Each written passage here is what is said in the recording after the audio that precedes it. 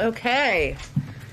I have two items for all of you at the top. In Baltimore today, Secretary Becerra announced the Biden administration's new federal overdose prevention strategy, building on previous actions the administration has taken to address addiction and the overdose epidemic. The overdose epidemic has evolved, and our strategy to combat it is evolving as well. That's why the new strategy prioritizes prevention, harm reduction, evidence-based treatment, and support during recovery. The holistic focus on harm reduction and recovery support in particular are new and innovative approaches. That includes actions like increasing access to medication treatment for people with opioid use disorder, strengthening the recover support services workforce by funding community-based training programs for peer support specialists working in behavioral health, and expanding access to harm reduction services. With drug overdose deaths increasing by more than 30% last year, the severity and worsening nature of this epidemic requires an all-hands-on-deck approach. And this strategy from HHS builds upon the Biden-Harris administration's year one drug policy priorities and is a key part of addressing that rising challenge.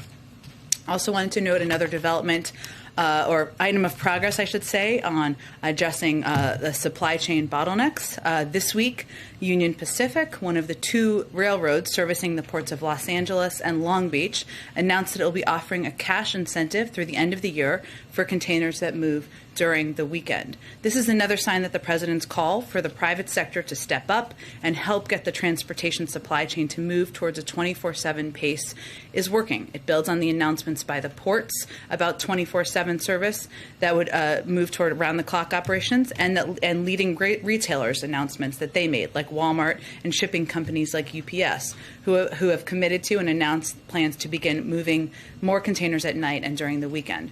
We've seen some signs of improvement throughout the supply chain, not just at ports, but also railroads, which are reporting reduced congestion and higher capacity at key hubs. As I said yesterday, and I think we were going to have a chart, but we'll provide it to all of you afterwards, this is in the context of record-breaking movement of containers through our biggest ports, and this is significant increases from last year. LA and Long Beach, for example, have already moved more containers this year than in any previous year. And as you all know, we're still in the month of October.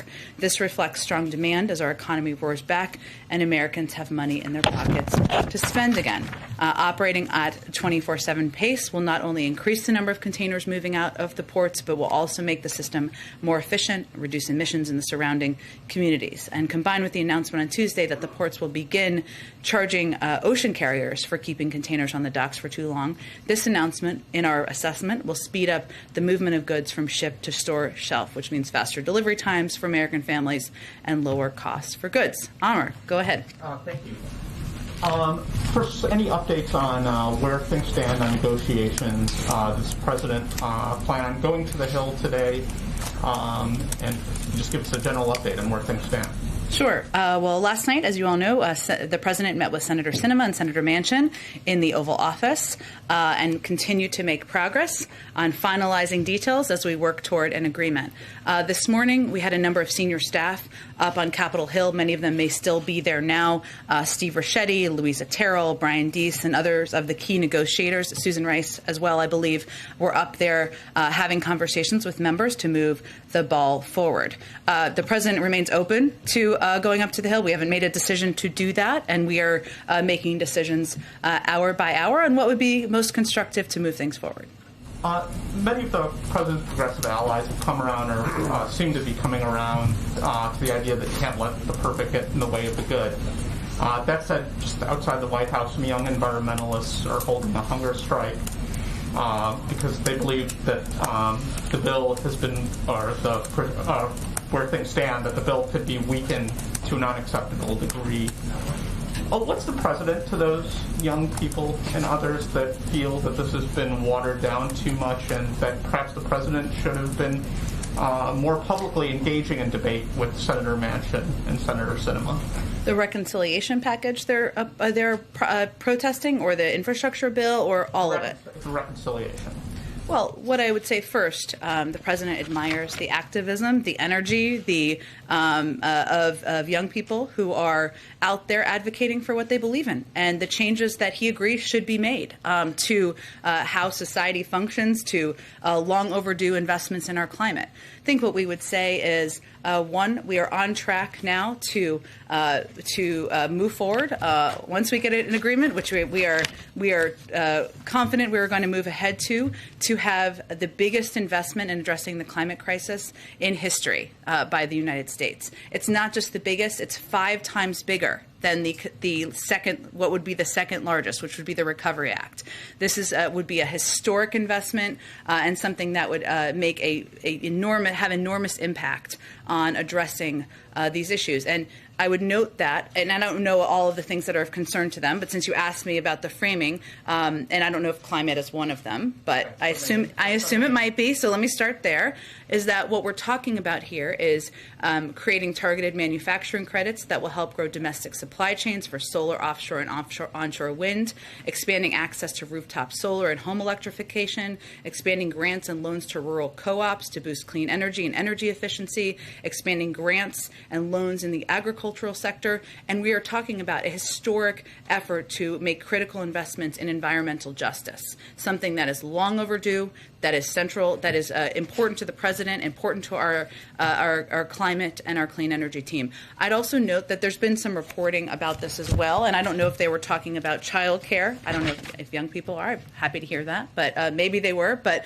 what we're talking about in terms of this package is also closing in on a deal that would make pre-K for 3- and 4-year-olds universal and free. This has never been done before, ever.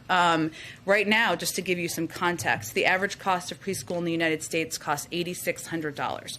Only 2 million 3- and 4-year-olds are in publicly funded preschool across the country. This legislation is on track to enable states to expand access to free universal preschool for 6 million 3- and 4-year-old children per year and increase the quality of preschool for more children many children already enrolled in publicly funded preschool.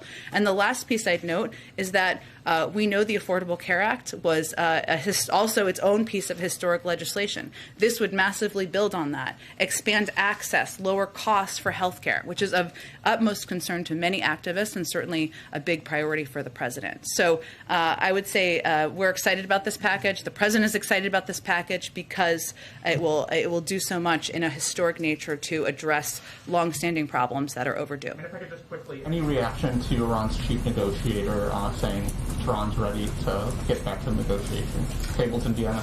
Well, I know they've made similar comments over the last several days or week, I should say. Our commitment remains pursuing a diplomatic path forward. I would leave it to the negotiators to determine when the next round of discussions will be. Our framing continues to be compliance for compliance, and we'll leave it up to the Europeans and our negotiators to determine when the next step would be. Good. Thanks, Jen. The president is leaving for Europe tomorrow.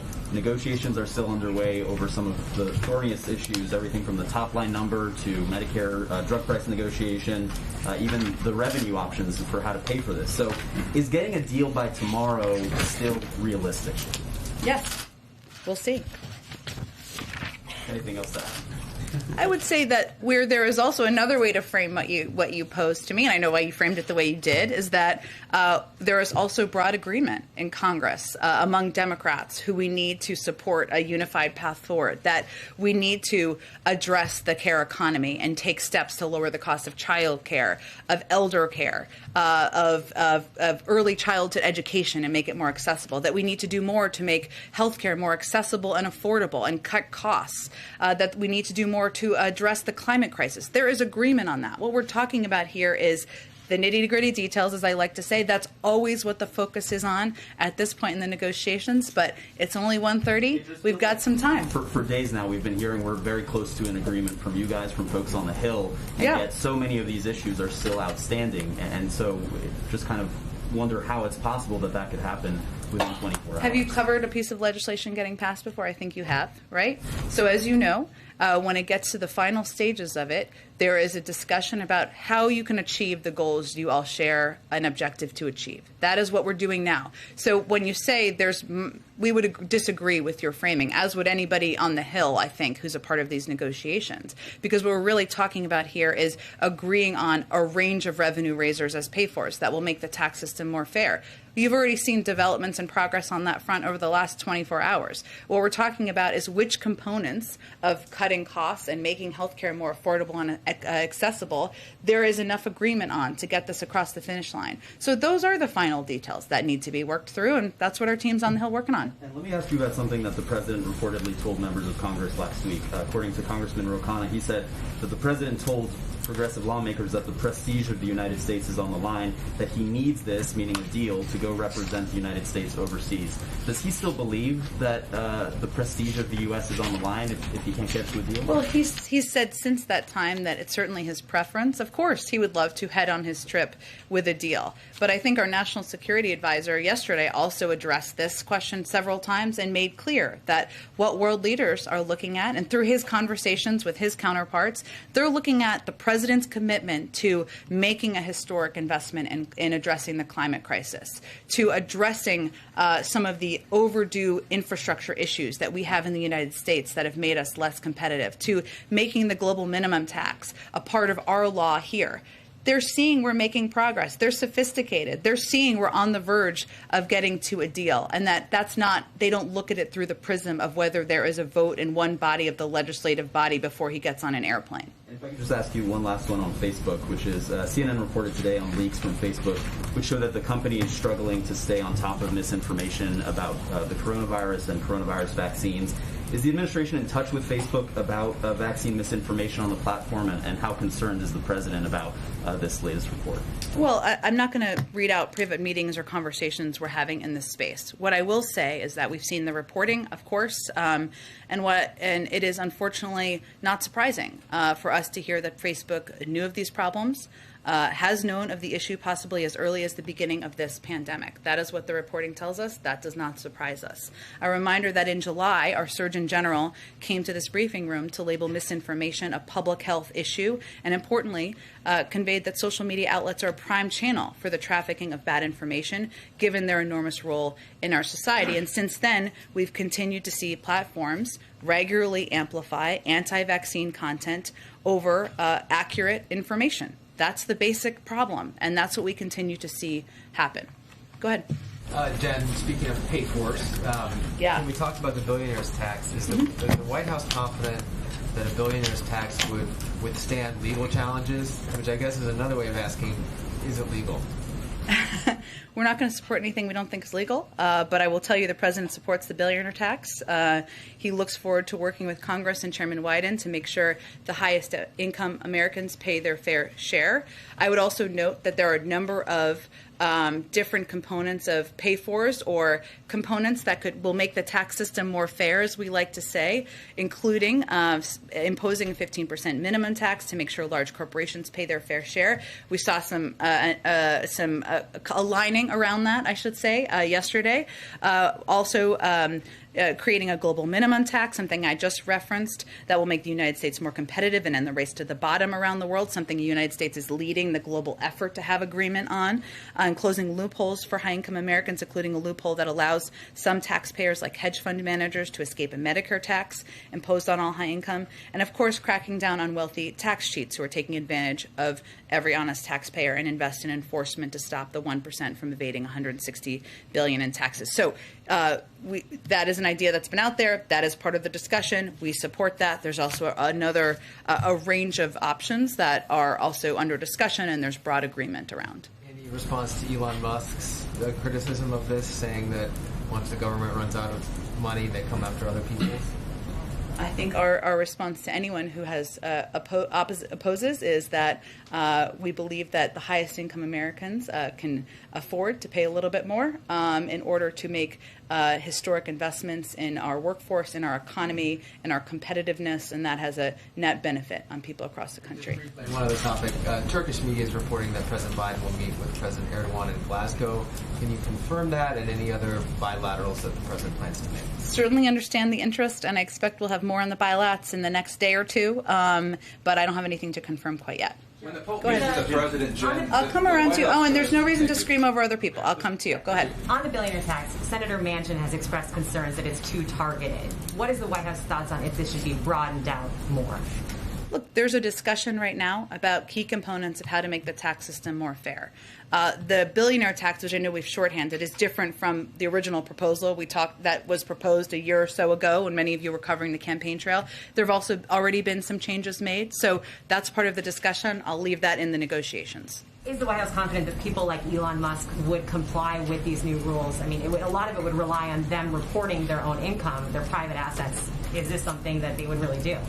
Well, we certainly expect American citizens to abide by the tax code, and obviously we've taken steps. We will take steps that have been proposed to crack down on anyone who's trying to cheat what they owe to the federal government. And just to follow up on the supply chains you brought up at the beginning, what's your message to Americans who are still so worried about getting their Christmas gifts on time, Halloween? Is this going to be happening at a fast enough pace? Well, I think our message is that, one, what's happening right now, and I wish I had the chart, but we'll give it to all of you afterwards, is that so many people across the country are purchasing more goods online. Maybe some of it is from habits that developed during the pandemic when people weren't leaving their homes. Some of it is because we've seen an economic recovery that has been underway for the last 9 months, where 5 million more people are working. The unemployment rate has been cut in half. And that is leading to a massive increase in volume. That's what's happening at ports. But what we would tell people is we are addressing and attacking the supply chain issues, even with the increased volume, which is the root cause here, at every front, which means overseas, making sure people get COVID vaccines, which means making sure ports are fully operational, working with railroads, working with truckers and labor unions to make sure we have more people driving trucks, more people moving goods. So I think what people should know is this is a top priority. We've already seen progress, and we're going to continue to stay at it. Yeah. Go ahead. Yeah, two questions for you as we live through another day of Groundhog Day. On the bill and what might be in it. In addition to this group that's outside the White House here, there's another group camped outside the Vice President's residence regarding immigration and the push for citizenship for undocumented immigrants. The President, once again, last night got interrupted by some immigration advocates when he was over in Virginia. What is the status of immigration in this legislation? And is the President comfortable signing something that doesn't account for some element of immigration policy? Well, I think, as you know, the President and the Vice President strongly supported including immigration components in the original package. They strongly supported and have efforts by members of the Senate to put forward and come up with alternative ideas that might be able to make its way through the parliamentarian. And that work may continue. You should talk to members on the Hill about that. We strongly support that as well. But what we're looking at here is a historic package that will make changes to our child care system, lower the cost of elder care, have a historic investment in the climate, expand access to health care. That is what we are excited about in this package. We know it's not going to have everything we want. It's not final yet. And you know the President is very committed to getting immigration done. If the House can't pass the infrastructure bill, the hard infrastructure bill, the BIF, I guess, is that what we call it? Yeah, bring back BIF.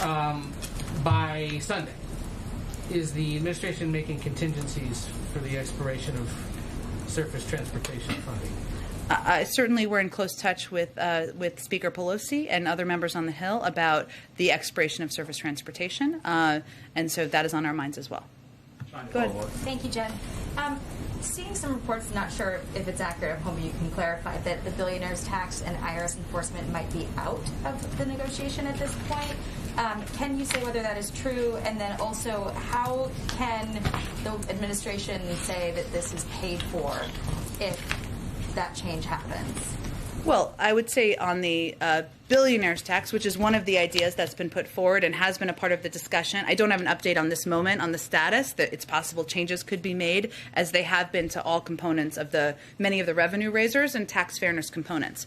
I would say this will absolutely be paid for because there are a range of options out there that would more than pay for what we're talking about. That includes the corporate minimum tax, imposing a 15% minimum tax. It includes the global minimum tax. It includes closing loopholes for high-income Americans, and it also includes investing in enforcement. So I think there's been some reporting, just for clarification, on reporting mechanisms, which is not the same as the IRS enforcement component, which is going after tax cheats and who are evading paying taxes, which many outside experts have estimated amounts to about $160 billion in taxes a year. So there's been some reporting about the reporting components and the caps on those. That's been an ongoing discussion, but there is no disagreement about the need to go after tax cheats. So is having it paid for then a requirement for the president, the White House, in order to get this thing passed, that they want that The done? president's been pretty clear that he believes that making the tax system more fair, that ensuring we are taking the opportunity to do that is a part of this package and what he expects to sign into law. And Go ahead. Go ahead. Real quick, just in terms of the timeline for this. Yeah. Is there any feeling that there was time wasted between the end of last month and the end of this month, given that the president is traveling, and it truncated that timeline, and there's some question about how long you can extend a surface transportation bill if they end up having to go that route? Well, Jackie, as you know from your time covering the Hill, nothing is more clarifying than some version of a timeline. Now, it does not mean we will not continue our work if every component is not done. We will. We are going to get this done. But it is clarifying. It focuses members on decisions that need to be made. That's what we're seeing happen right now. And that often happens as you get closer to the timeline, regardless of how much space you have in between. Legislators can be crammers, I guess, if you remember college. Go ahead. Thanks, Jen. There's also some reporting that a compromise is coming together around paid leave.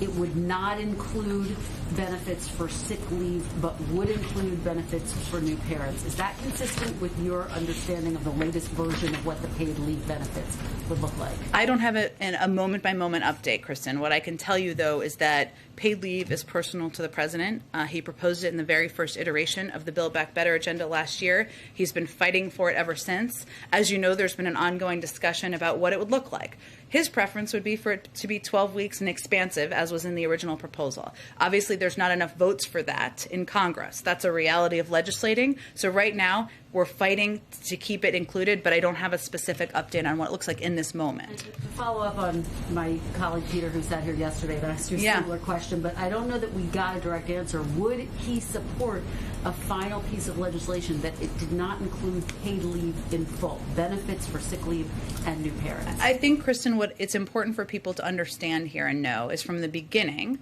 we have said the president was open to compromise. He has said that. He knew, and he knows from legislating for 36 years, you're never going to get every single thing you want in a package. We know that. Is that a yes? What I think, Kristen, this is kind of not an unconstructive, I would say, line of questioning, in the sense that what we're talking about here is getting a package that would make a historic investment in child care and elder care. We're fighting to have paid leave included in that, address the climate crisis, 5 times larger than anything that's ever been done before in history, and expand access to health care. There will be things that may not be in the package he wants to see. But what any president and any legislator looks at is the totality of the overarching impact. And this is on track to be enormous, impactful, historic. But I'm just trying to be clear, though. He's not drawing a red line around this issue. I'm not drawing new red lines today. Go ahead. Very quickly, Yeah. Just very quickly. He is scheduled to leave tomorrow morning. Could that timeline get pushed back if negotiators are still working and potentially close to reaching a deal tomorrow? There's some flexibility in the morning, but I would not suggest that he's going to delay his trip. He doesn't have the space to delay it much. Jen, what you said. Go ahead, Owen. I said you go. Sorry. Go ahead. And then I'll go to Alex next. Go ahead. Thank you. As you know, millions of Catholics will be watching when the President and Pope Francis meet. Yeah. The White House has said they will discuss working together on efforts grounded in respect for fundamental human dignity. Question 1, will that include the human dignity of the unborn? Well, Owen, as you know, although you ask me most often, if not every time, about abortion, but I will say there's a great deal of agreement. Let me finish my answer. There's not. You can ask anything you want. But what I wanted to note, since you follow this closely, is that there's a great deal of agreement and overlap with the President and Pope Francis on a range of issues: poverty, combating the climate crisis, ending the COVID-19 pandemic. These are all hugely important, impactful issues that will be the centerpiece of what their discussion is when they meet. The President has met with him. This will be their 4th meeting. We expect a warm and constructive dialogue. You are familiar with where the President stands. He's somebody who stands up for and believes that a woman's right to choose is important. Understood. The Pope has spoken differently. I have just outlined for you what the focus of the meeting will be. I think we're going to have to move on. Alex, go ahead, Alex. Owen, I answered your question. Alex, go ahead. Owen, I answered your question. Go ahead, Alex. Abortion is murder, and it's like hiring a hitman. Does the President agree or disagree with that? You know that the President believes in a woman's right to choose. You're very familiar with this issue. We've spoken about it many times. Alex, go ahead. On the IRS provision, Senator Manchin said that he spoke to the President about that, and the President agreed with him. Is that accurate? I think what we're talking about here is not about IRS enforcement and going after tax cheats. We're talking about reporting mechanisms.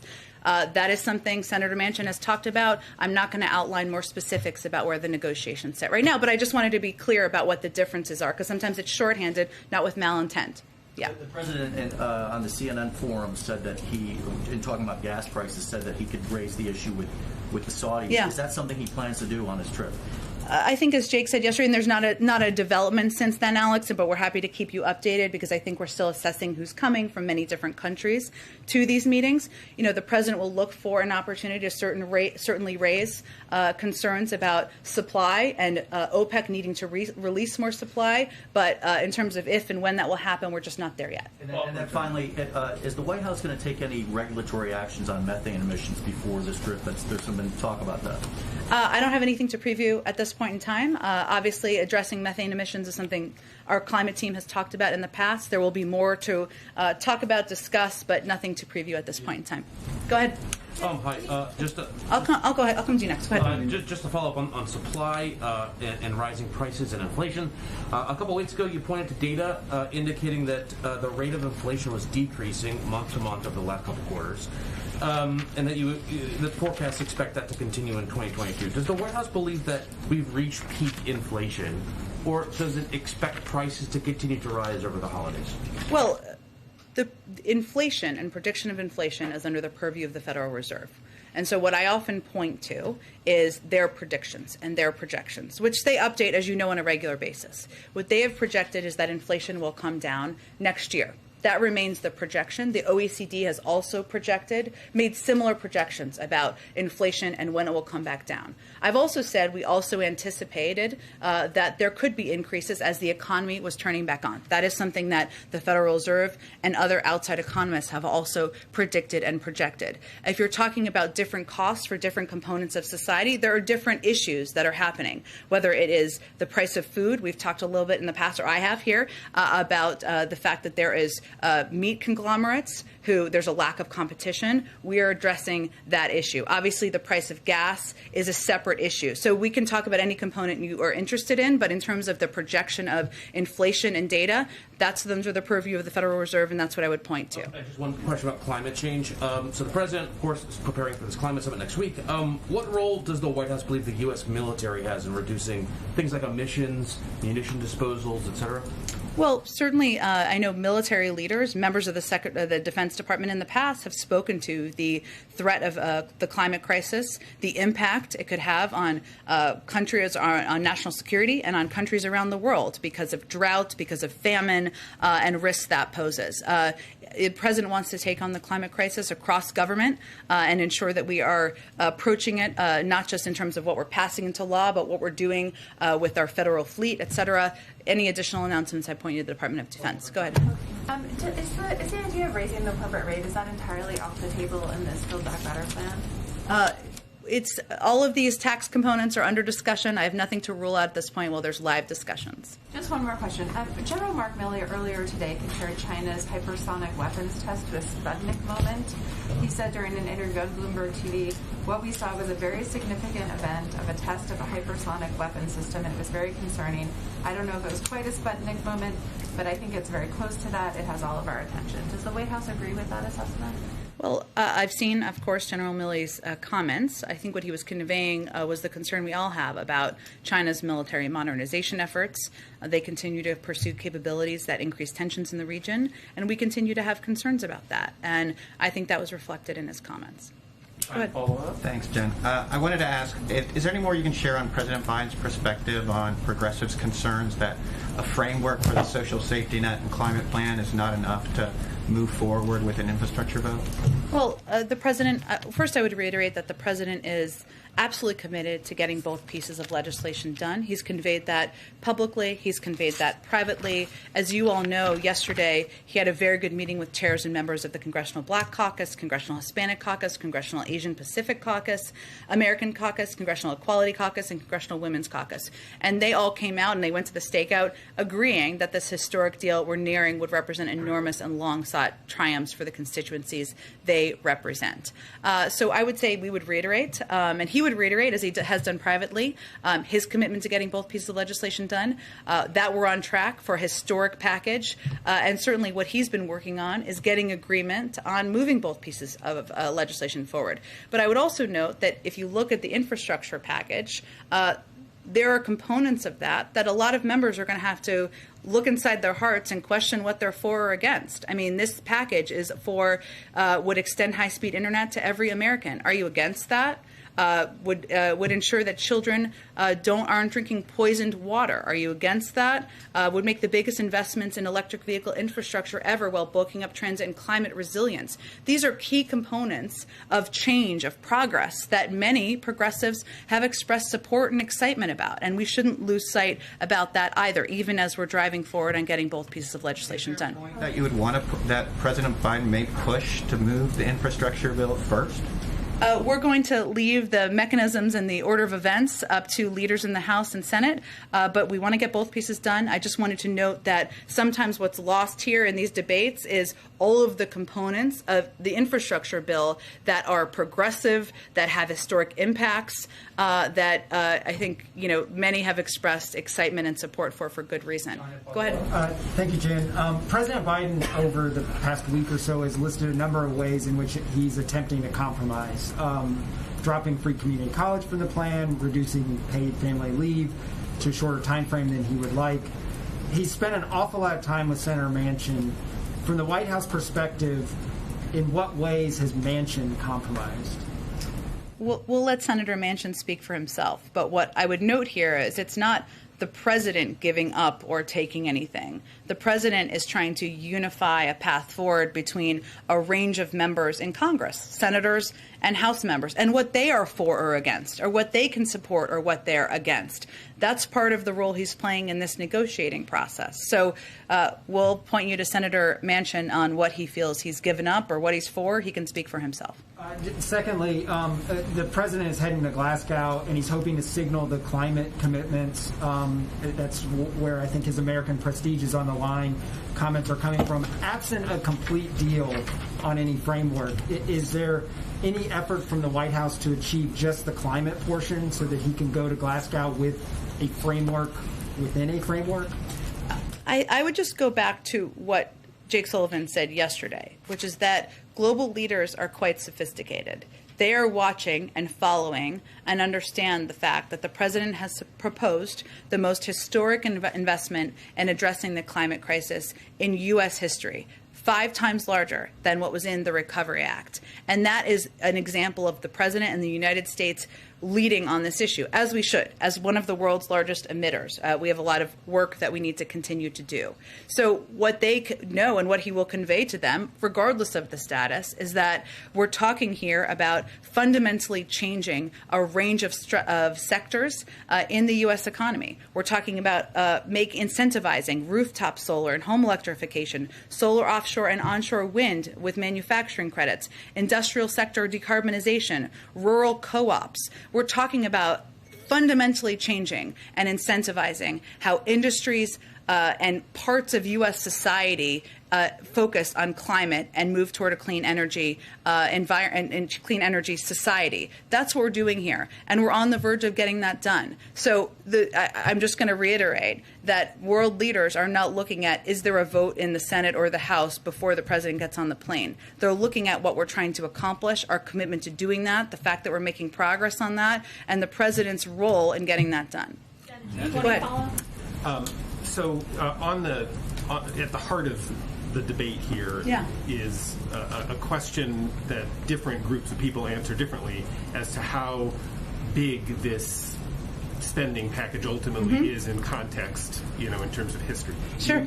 The little transcript here tells me you said the word historic 13 times since we started. Counting. It was actually like 9, but then you said it multiple times. Should I tell you what's historic? You need to ask your question. So here's my question: is where does the White House? The president talked a lot on the campaign trail about FDR, about the Great Society, Lyndon Johnson. Like, where does if some version of this, in the range of what everybody is now sort of talking about, passes, where does the White House put this in history? Since you used that term so many times, what is this on par with the New Deal? Is this on par with what?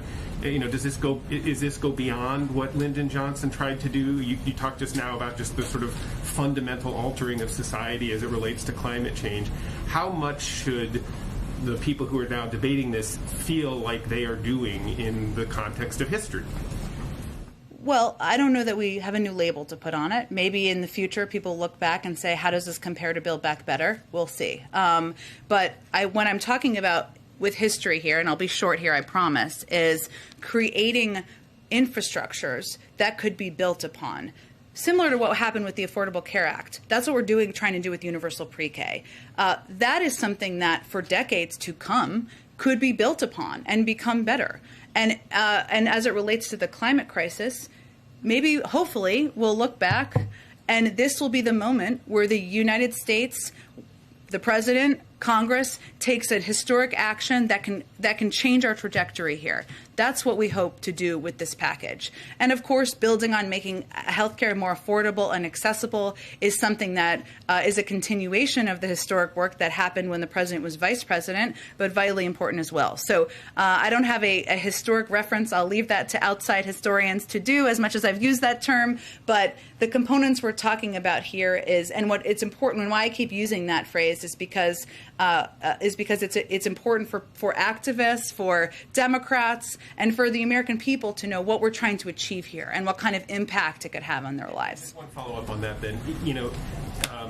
I assume that the president is making that argument, that sort of range of arguments that you make to the people who are whose expectations for even more have been dashed. How much is the White House planning, and have you already started planning for an extensive sales job afterwards, were this to sort of pass at some point tomorrow, next week, whenever? The White House that you served in, the last White House that you served in, promised to make a similar kind of pitch after the Affordable Care Act passed, and by and large didn't happen. And certainly wasn't very effective for a very long time.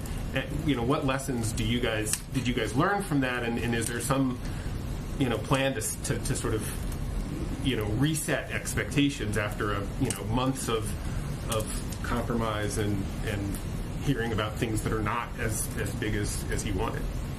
Well, I think you can certainly expect not just the president, the vice president, but also members of our cabinet who have been fanning out across the United States for months now to continue to do that.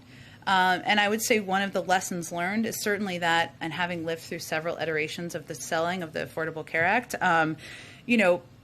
what we learned, I think, by the end of that process is that you need to explain the components of the package and how it's impacting people's lives. And that sounds patently obvious now, but in the time we were selling it as bending the cost curve. I still am not sure what that means. But by the end, we were talking about ensuring that kids who are under 25 could get covered with health insurance, that if you had a pre-existing condition, you didn't need to worry about it. Now, I will say this is instinctual to President Joe Biden. He is somebody, and this is why he's given the number of speeches he's given over the last few weeks, why he's gone to Scranton and Michigan and Connecticut to talk about different components of these packages to bring it to life for people, right?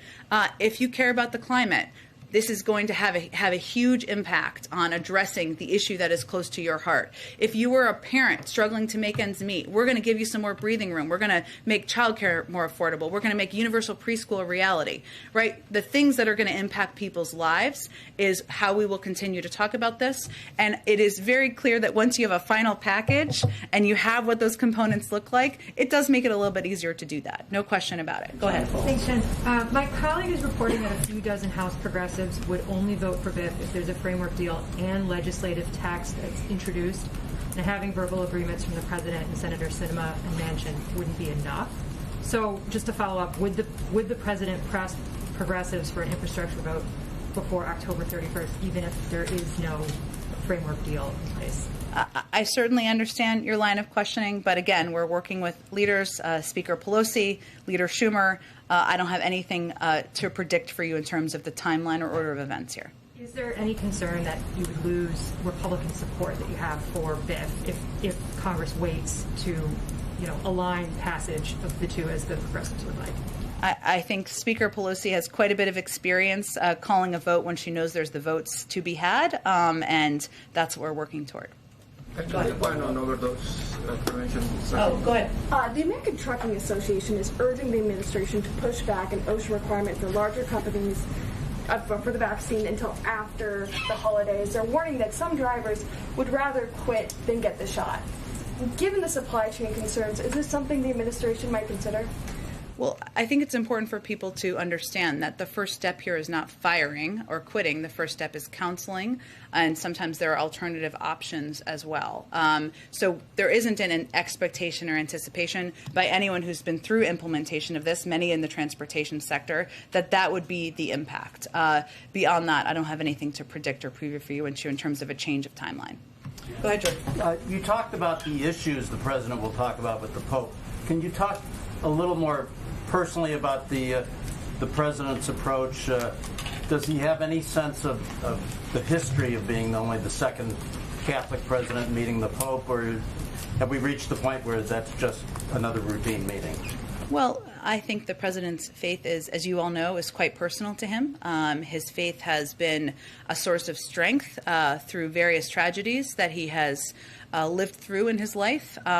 Many of you who have served on pool duty know that he attends church every weekend, and certainly I expect he will continue to do that. So the fact that this is will be his fourth meeting, he has a very personal relationship with Pope Francis.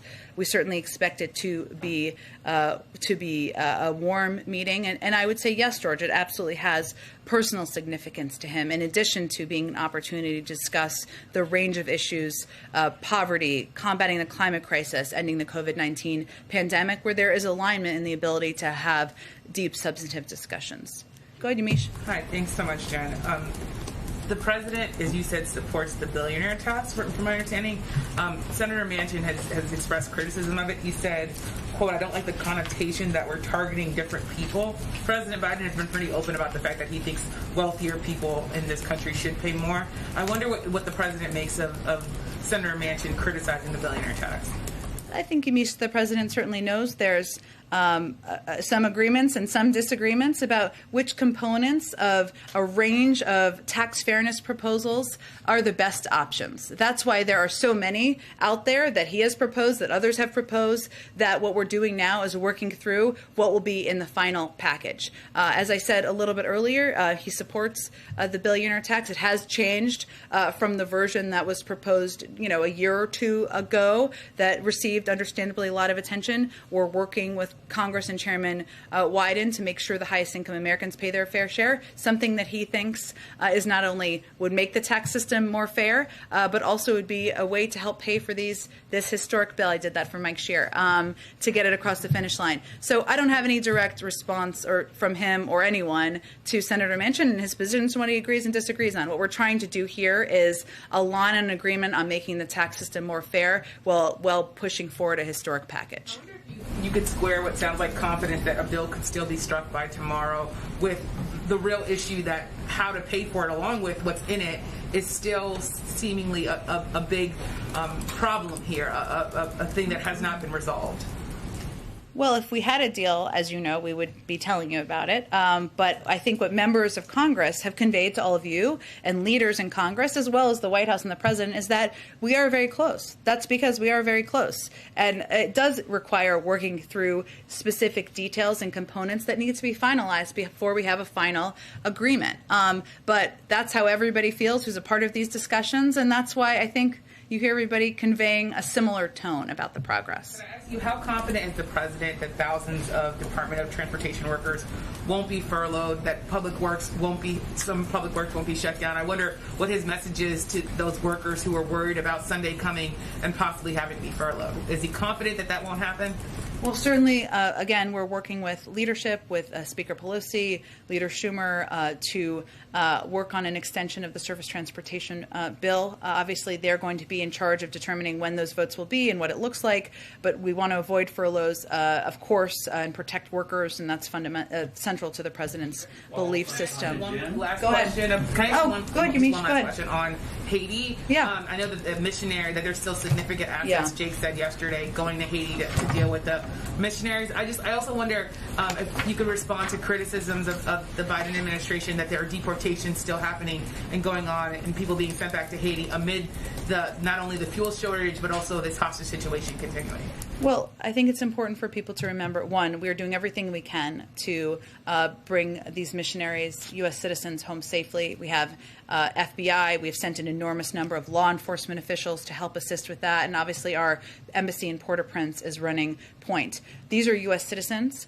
They are, we know, and we have put out a warning in August and have put out repeated warnings, I think, over the past several months and even before then about the threat of kidnapping for ransom for U.S. citizens. That is different from the threats, which are different, and the challenges that are facing Haitians who are in Haiti or who are deported back to Haiti through the system we apply across the board through our immigration system. As you know, that's an assessment that's made by the State Department and the Department of Homeland Security. They've made the assessment that the conditions on the ground allow for individuals to return to Haiti. They continue to assess that, but there's been no change to that. But I think it's important for people to understand there's a bit of a difference between the U.S. citizens, the threat facing the U.S. citizens, which we have warned before is a threat of kidnapping for ransom and of great concern to us. Haitians have been getting kidnapped, 200-300% increase. So could you explain the difference in the kidnapping threat to U.S. citizens versus Haitians who have been getting kidnapped? I think why I was answering the question, Yamiche, because you were combining the things into one, and I thought it was important for people to understand the threat of the 17 individuals that we're talking about is one that we have warned about, has been a unique threat that we have posed concerns about in the past. So I wanted people to understand that. And sometimes it's combined. I'm just trying to explain. I'm just trying to explain the policy. I would remind you again that we are an enormous contributor of assistance to the Haitian authorities. We will continue to do that. And I would also note that on the oil shortage, what we're working to do, and our focus right now is on supporting the Haitian National Police. What they are trying to do is secure transportation corridors to allow for fuel deliveries. And it is a challenge, obviously, because there are, as you know, Yamiche, there are parts of Haiti where it is hard to get to. That's why because of the threats of crime and on the ground and challenging circumstances on the ground. So these transportation corridors are meant to help enable these fuel deliveries to get fuel out to communities that need it. And we obviously, in response to also the serious security situation, we've also allocated an additional $15 million to the Haitian police, including $12 million specifically to strengthen their capacity to respond to gangs. And we're looking to increase this assistance even more. And this is related to your other question about the kidnapping and threats and risks to Haitians on the ground as well. So there are a lot of things to unpack to unpack there, which I attempted to do. Okay, one more in the back. Did you? I don't know. Go ahead, in the back. Jen. A couple of things real quick. First, it seems like the paid leave might actually be out entirely. And is that something that y'all can accept? It's still under discussion. I would note that the president proposed 12 weeks of paid leave because he absolutely believes it's long overdue to ensure women across the country, families across the country have access to paid leave. It's something we're continuing to fight for, but I don't have a final package quite yet. But he said at that town hall that 4 is better than 12, but obviously 0 is worse than 4, right? Again, I can convey to you what the president supports. What I think your understandable questions are is there 50 votes for paid leave for a package? We hope there are. That's what we're advocating for and we're pressing for. The president wants paid leave to be in this package. There was a letter from the White House General Counsel yesterday to the National Archives, I believe, and it mentioned in there that there was a subset of documents that the committee had agreed not to request at this time. And I'm wondering how those documents are different from other documents that the president said, go ahead and turn them over, that there's no executive privilege that applies. Well, the deferral referenced in the letter, which is I think what you're talking about, is a routine part of the accommodation process between Congress and the executive branch in these types of matters. The committee agreed to defer a small number of documents, so I would refer to you on what those documents are, or what that looks like, or the scope of those. They'd be best equipped to address that. Okay, thanks everyone.